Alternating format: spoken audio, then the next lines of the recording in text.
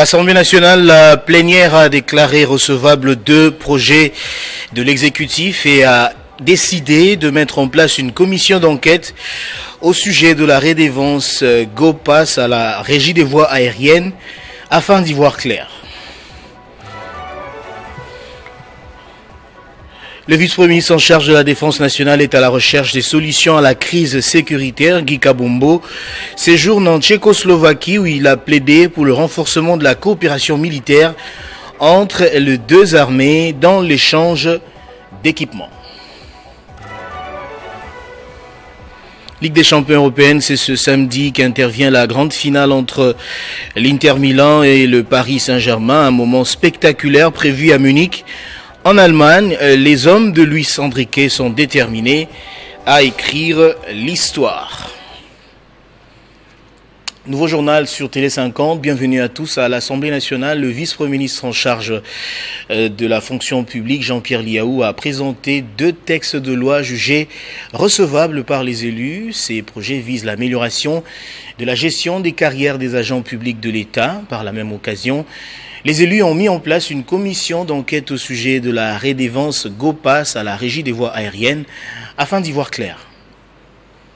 Dans l'optique de réformer en profondeur les statuts des agents de carrière des services publics de l'État et d'innover en matière de sécurité sociale, le vice-premier ministre, ministre en charge de la fonction publique Jean-Pierre Liaou, a présenté simultanément 2 projets de loi jugés recevables ce vendredi 30 mai 2025 à l'Assemblée nationale. Il s'agit notamment de la loi modifiant et complétant la loi numéro 16/031 du 15 juillet 2016 portant statut des agents de carrière des services publics de l'État et le projet de loi modifiant et complétant la loi numéro 22/031 du 15 juillet 2022 portant régime spécial de sécurité sociale des agents publics de l'État. Ces 2 projets de texte visent donc non seulement à cristalliser les résultats des réformes entreprises, mais sont également porteurs de rupture et de renouveau dans le secteur public, puisqu'ils introduisent pour le premier des principes innovants de gestion des ressources humaines de l'État, du régime général, et pour le deuxième, l'impérieuse nécessité de doter les agents publics de l'État, autres que ceux de carrière, d'un mécanisme souple et adapté de sécurité sociale. Présenté magistralement par le vice-premier ministre Jean-Pierre Liaou, l'exposé de ces 2 projets de loi a été accompagné par des commentaires élogieux. Je ne suis pas surpris par la clarté de la présentation de ces 2 projets de loi de la part du vice-premier ministre. Nous avons besoin de cadres compétents dans ce pays. Il y en a. Il faut les chercher, on va les trouver. Je considère que le vice-premier ministre Liaou compte parmi les cadres compétents de ce pays, puisque là, ce n'est pas facile de faire la réforme de l'administration agonisante d'un pays. Jugés recevables, les 2 projets de loi ont été envoyés en commission pour un examen en profondeur avant d'être adoptés en plénière. Et puis j'ai annoncé au sommaire, le vice-premier ministre en charge de la Défense nationale et ancien combattant séjourne en Tchécoslovaquie. Lors d'un tête-à-tête avec son homologue tchèque, Guy Kabombo a plaidé pour le renforcement de la coopération entre les 2 armées, notamment dans l'échange d'expériences. À l'issue du 18e Salon international des technologies de défense et sécurité qui se déroule en République tchèque depuis jeudi 29 mai 2025 à Prague, le vice-premier ministre et ministre de la Défense nationale et ancien combattant, Maître Guy Kabombo Modianvita, a échangé avec son homologue tchèque, Jana Černochová, sur les options de renforcement des coopérations militaires entre la République démocratique du Congo et la République tchèque dans le domaine de la défense. Soucieux de la montée en puissance des FARDC en cette période où le pays est victime de l'occupation dans sa partie est, le chef de l'outil de la défense, Guy Kabombo Modianvita, a souhaité relancer la coopération bilatérale avec l'armée tchèque. Au menu de ce tête-à-tête, une coopération concrète et ciblée entre les 2 armées sœurs en vue de redynamiser et renforcer l'efficacité opérationnelle des FARDC sur terrain. Le renforcement lié au travail sur terrain,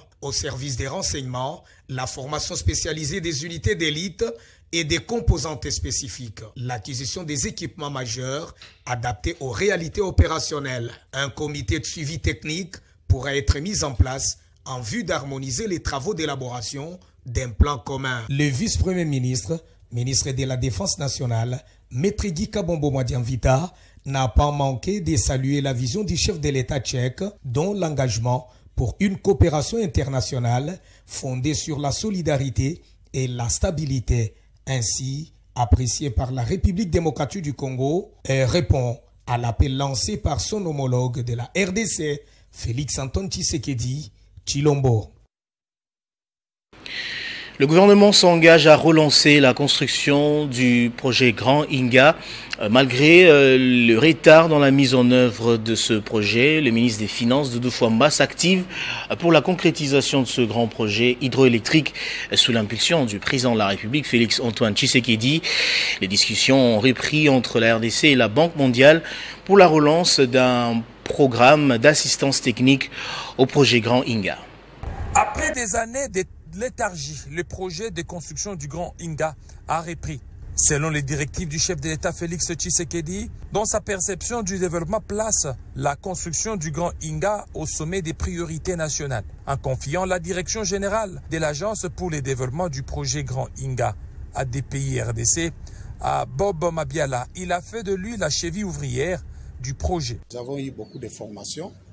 D'abord, la participation de toutes les parties prenantes et surtout impliquer les différentes couches, puisque nous avons vu les acteurs de la société civile.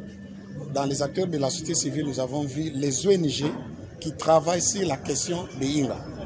Nous avons remarqué aussi la présence des communautés locales qui sont impactées par les projets Inga 1 et 2 et qui vont recueillir aussi les nouveaux projets et programmes. Je pense que c'est un élément important. Ce que nous avons retenu, c'est que le projet est allé jusqu'au niveau de la base pour recueillir les avis et considérations.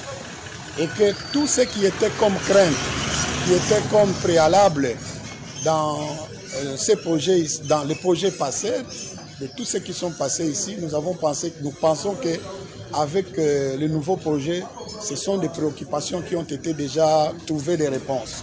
Donc pour nous, nous pensons que c'est un projet, c'est pourquoi nous l'accompagnons, c'est un projet qui répond aux aspirations profondes des communautés et des différentes couches de la population au niveau de Sekebanza, au niveau du Congo central. La Banque mondiale et la République démocratique du Congo ont conclu à une approche de développement programmatique en plusieurs phases sur 10 ans.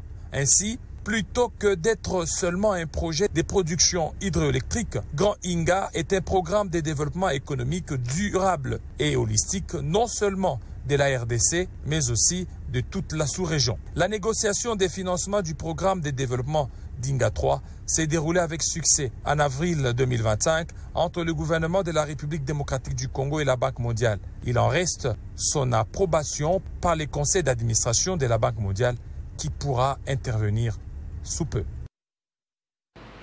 Et puis la situation que traverse la province de l'Ituri et la République démocratique du Congo en général nécessite une conscience collective. Pour s'y faire, la Fondation Saïdi Tshilombo s'emploie davantage à soutenir la vision du président de la République, Félix Antoine Tshisekedi Tshilombo.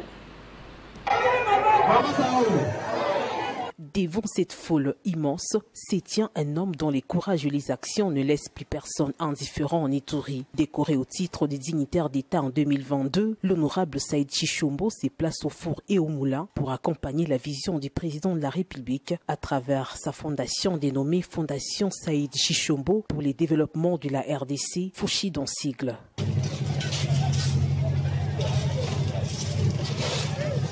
Assistance humanitaire, sensibilisation pour la paix, projet d'infrastructure en faveur des communautés, bref, la réalisation des Fouchides s'énote en grand dans cette partie du pays. On est là pour accompagner et vendre la vision du chef de l'État par rapport à la sensibilisation de nos jeunes gens de ne pas aller faire la rébellion contre Mon gouvernement, sur le plan infrastructure, il y a beaucoup de passerelles, de ponts. Je suis tenté de reconstruire la mosquée centrale de Mambasa. J'ai construit aussi l'école, ça c'est pour les musulmans, pour les catholiques, ou soit les chrétiens en général.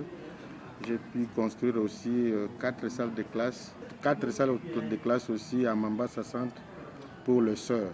Artisan de la paix, l'honorable dignitaire d'État Saïd Chichombo lance un message patriotique à la population itourienne et congolaise en général. Nazako décourager les jeunes nabiso, na ba notable oyo bazako sensibiliser ba jeunes nabiso pour pas qu'il y ait une rébellion contre leur gouvernement. Na sengi biso ba itourien, biso ba congolais en général, tous en amont derrière le chef de l'État, pourquoi pas le général Luboya Kachama, le gouverneur de notre province. Notons que c'est depuis 2014 que l'honorable dignitaire d'État Saïd Chichombo impacte positivement la province de l'Ituri à travers sa fondation en contribuant aux efforts de paix et de développement pour le bien-être de la population, faisant de lui celui qu'on appelle affectueusement Baba Yawatoto.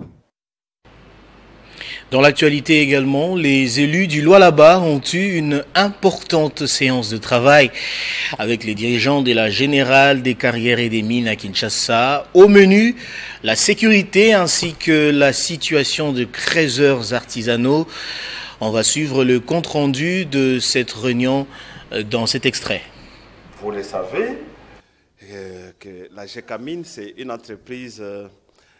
la toute première entreprise minière en République démocratique du Congo, et cette entreprise est installée essentiellement dans l'espace Grand Katanga et les Lualaba et Tokatanga.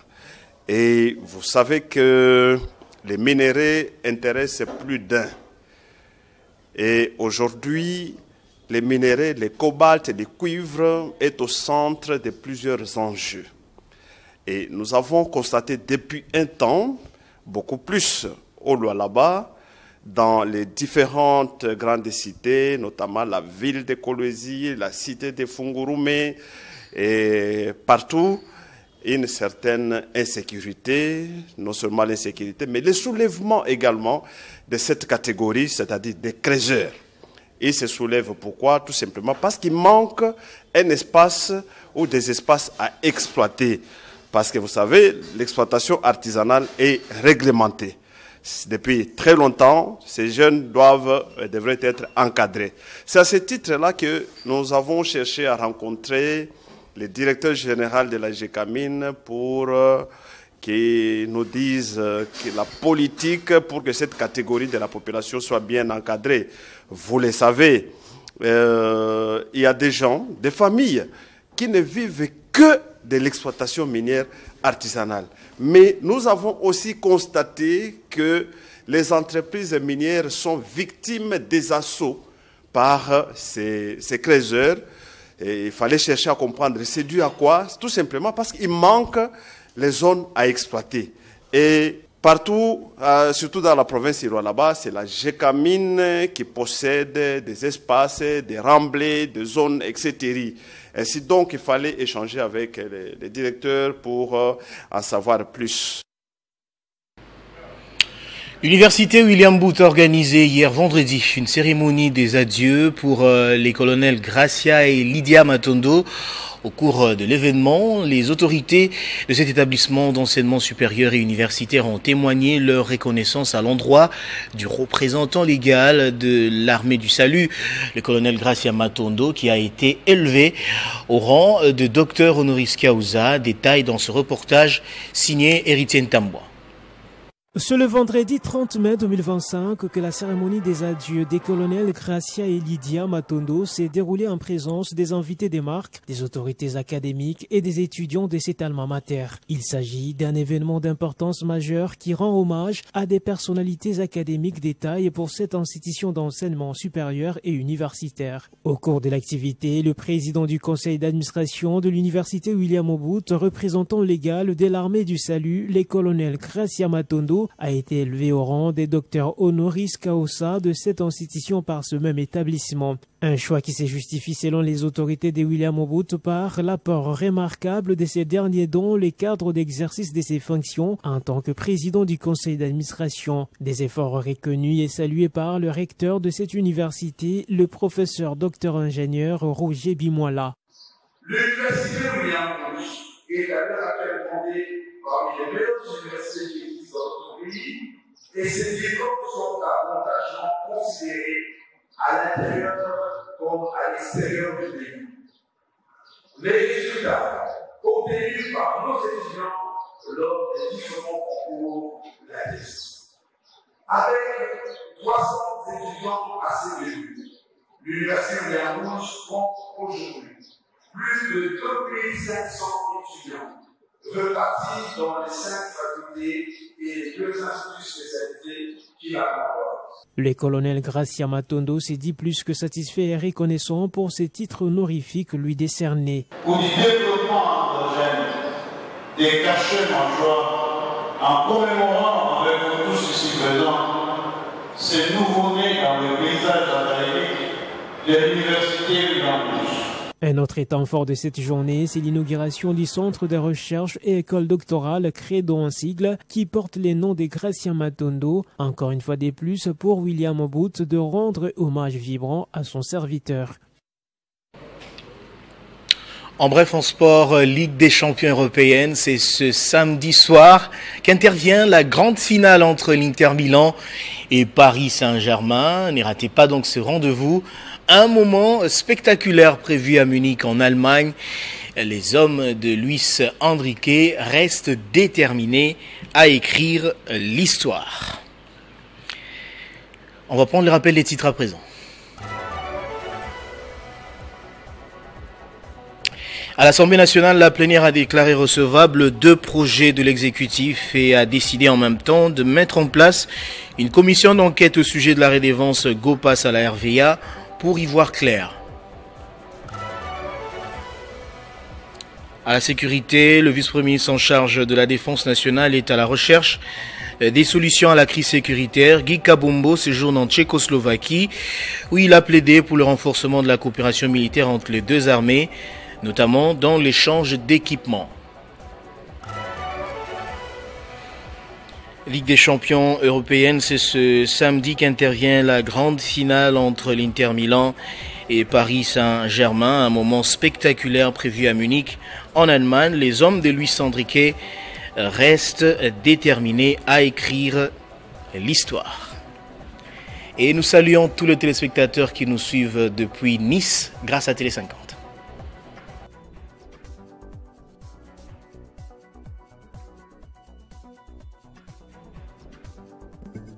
Retrouvez toute l'actualité en continu sur www.tele50.cd.